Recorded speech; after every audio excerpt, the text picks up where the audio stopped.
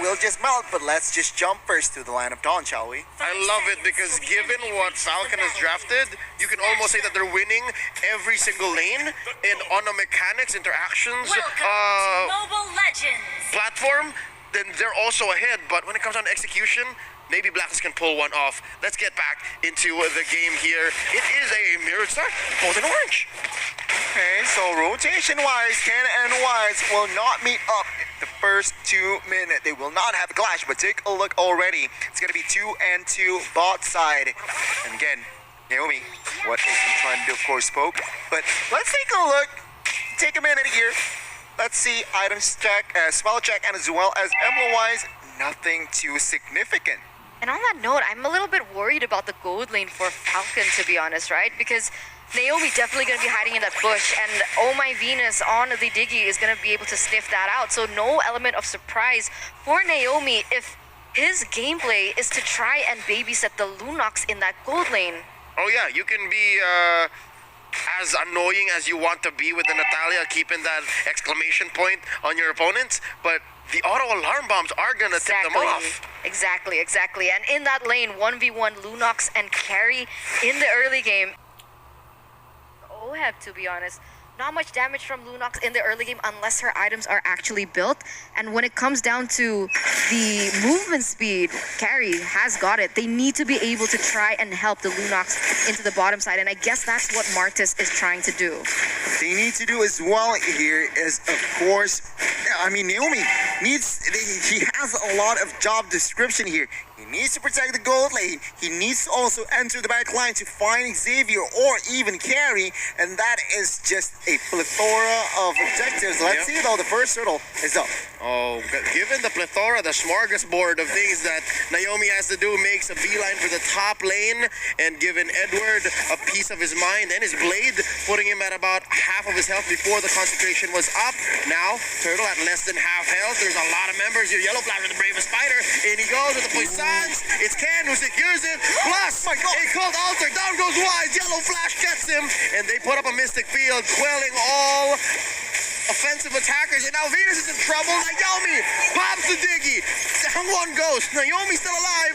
Gets a consecration plus an edge there, but just the same, it's a win for Falcon.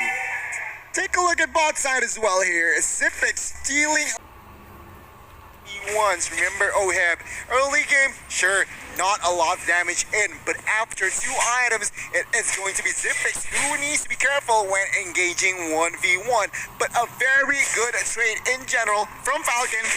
800 gold established, and they got the turtle. But Wise, sneaky jungler, he gets some compensation. Yeah, that was barely a trade, honestly. I didn't think that BlackList was able to do much in that team fight. I think they kind of overcommitted onto that and even lost the turtle. But if we take a look at the emblems here, Gani, anything that stands out? Honestly, standard build. But what I do want to notice is, again, we see a Diggy that is average, so no MP range. But take a look at the engage. Wise and Venus looking for a kill. Pops up Poissons, cancels out the reverse time. And here comes Naomi and Justin looking for the pull on Wise. Not gonna go and engage. I think BlackList understands that they are now on the back foot. They know that Falcon might push the advantage. But to be honest, this is something comfortable for BlackList. We've seen a lot of times where BlackList is struggling in that early game, but they're waiting patiently. They know their item power spike, and that's when they kind of re-huddle together. So this is not yet a lose for BlackList, especially of how of the gold disparity. It's only 600. Anything can turn back the tides, as both of these teams will be focusing towards this top side on the next neutral objective of that turtle. Yeah, I'd say it's manageable given the fact that Edward isn't actually losing his lane. Like, he's okay. And that's one thing that they can rely on. But, Naomi cuts him down a peg again. And it looks like they're just giving up the turtle, right? Falcon, you can take it. Our move is going to be down here. Let's see if they can capitalize. Oh, no, Zipex can read the situation. Zipex knows. Oh, they're coming in. And that's 4 members now. Reverse time on the Zipex. Doesn't get pulled in. They get the jump. And, the dawning light misses by just an inch. He still responds. The situational awareness of Zipex. He knows he was away, but he saw some auto alarm bombs coming and still pulls that ult. Yeah, beautiful flicker out of that. That was a close one. They would have been able to get the trade that BlackList wanted, but because of that, they denied both trades. They denied the neutral objective from BlackList, and they've also denied them that kill.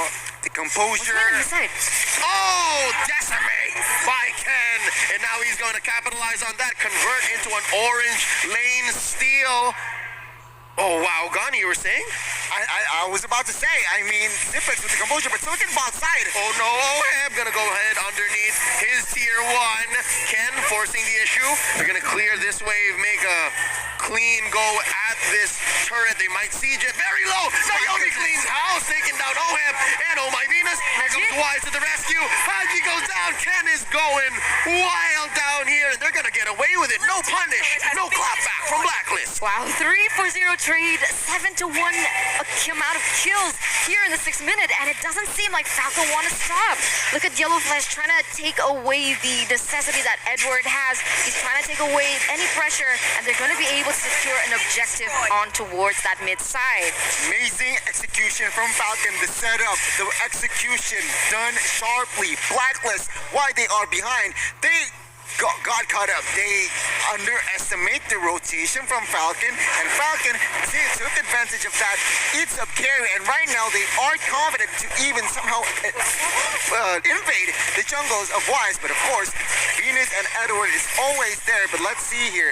The last turtle will be up. It seems like BlackList, they are a little bit too behind on rotation. Will they contest is the question. The problem here now is Zipex is already a level ahead with the mystery shop, so she's going to be able to get that item power spike way quicker, and that damage is going to be felt. But here we go on the top side, already a clash as Falcon is going to be able to get a tower out of it. Oh, got the cult altar already, timed it out, but Ken is going to continue his carnage, and he's very low, gets away with 1 HP. Oh, look at that 1 HP, stunning light, not enough to take him down, and Wise is the casualty here, taken down by Justin, and there's a pull that Shadow Stampede going to put Oheb in danger's way, and he gets a double kill. Justin Johnson is going ham.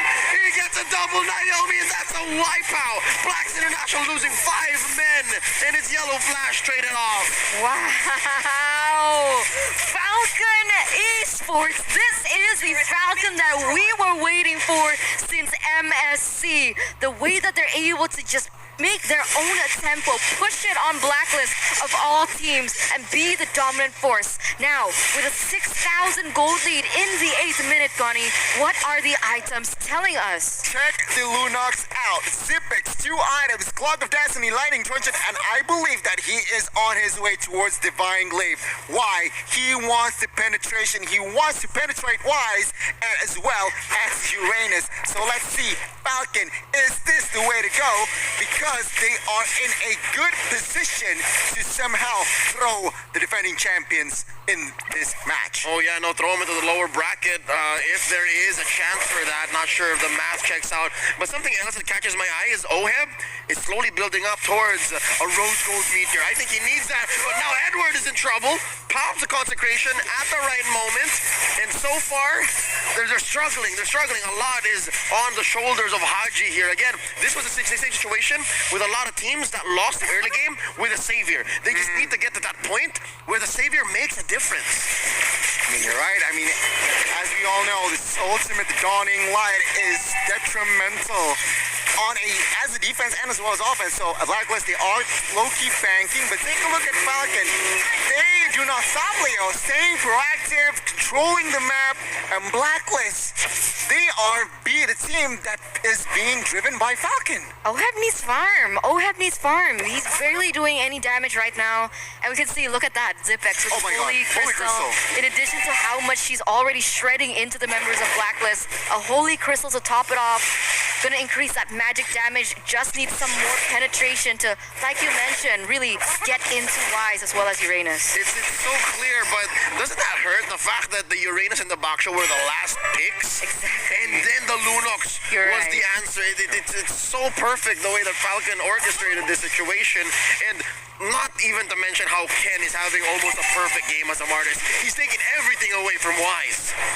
And to add to that, remember, the carry was the first pick, right? Yeah. And not considered as an asset it, but take a look. 0-1, not a fun game. Let's see the defense by BlackList. Oh, top lane here going to be the first target. Oh, there you go. See, this is a sign that maybe BlackList still has some life in them, because that Mystic Field, if there was enough follow through, could have been a shutdown. Could have been a shutdown. Yeah, the damage. We're definitely feeling the damage from Haji right now. Let's see what they can do with this. They're trying to clear that mid side. Falcon already eyeing that bottom side. They want to take as much turrets as they can get here in the 10th, almost 12th, 11th minute. Eterna. That's Come you. on. Yeah, Come oh on, man. counting. I can't believe Justin Johnson as well having quite the perfect game. He just built a lightning truncheon.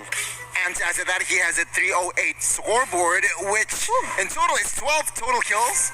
He's just one shy off, so to 800 KP. Huge play here, huge game for Justin, almost a perfect game. And again, we are going to see a reset.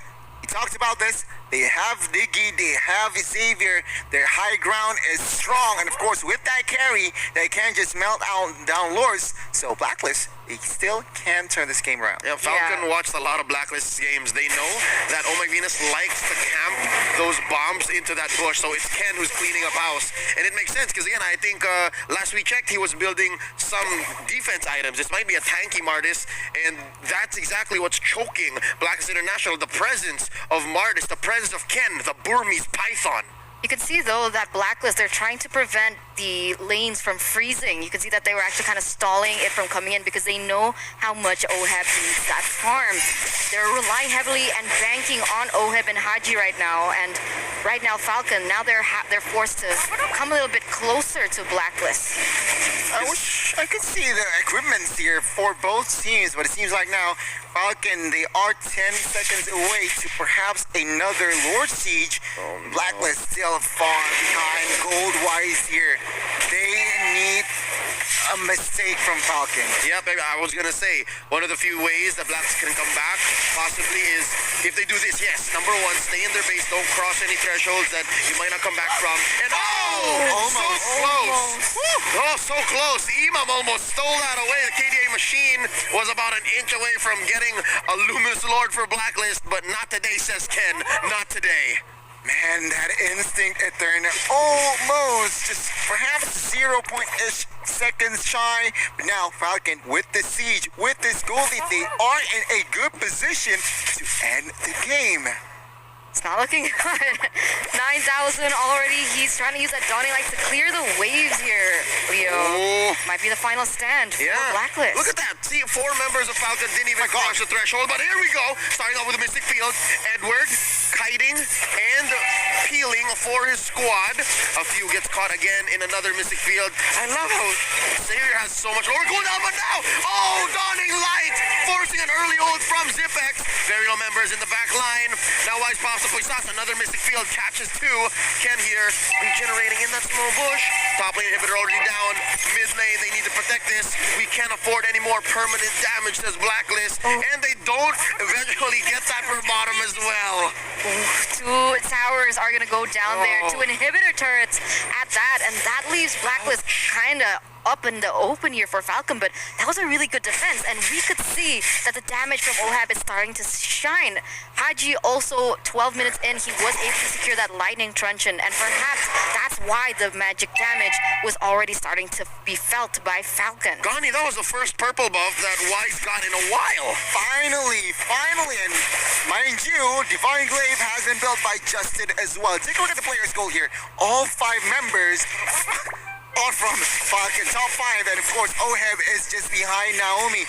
That speaks a lot. Yep, look at Zipex with a trademark Ruby DD play. That's his teammate. They eventually convert into a mid lane inhibitor, but they take down Edward along the way. That's 5 members of Falcon knocking down the base of BlackList 4v5. I wonder, can they do it? Mystic Field setup, they're focusing on clearing the way. Naomi? There's a huge one up top. Naomi with 1 HP gets away. These siege minions, man, they're so chunky, but BlackList still in this. The more along this game progresses, who is it going to favor here, Gani? Is it BlackList with the carry to be able to go into that late game, or can Falcon actually closes out because every time they go in for that engage, it doesn't seem like it's happening. And look at that final item for Oheb here. We mentioned earlier that Xavier and as well as Carry, sure, very fast clearing Lord, fast clearing heroes, but Falcon can also close out the game if and only if, because the base is just too exposed for now. So I guess they need to capitalize on that managing the waves. And now with the Lord up 15 minutes in, BlackList, they gotta gamble it. They gotta try and steal this Lord. If not, looks like they are still confident enough. Guiding light is up. No, just as much as that flicker in Lunok's play was Ruby DD's signature, defending this way is also BlackList's just modus. Yeah, no, they've been doing this for years now. So I'm guessing there is still that savior backup plan. And so far we've seen that there are signs of life. There are really signs of life here at Day3. Now, the mid lane is going to be where the Lord is going to be marching. Falcon. Let's see the off. Oh no, I want to see the items first, but they pull in Wise. He's very low, and he still survives an early Poisson. Edward this time is Naomi on him. The execute doesn't finish him off. Naomi got the burn, and Haji shuts him down. That's quite a bit of gold in the pocket of BlackList, but now they have a Lord, a Luminous Lord marching in. A cult altar popped in. Oheb goes down. Haji goes down. So does Wise. It's over. The Falcon has landed. I repeat, the Falcon has landed. Victory for the Burmese. Wow, what a crazy play there.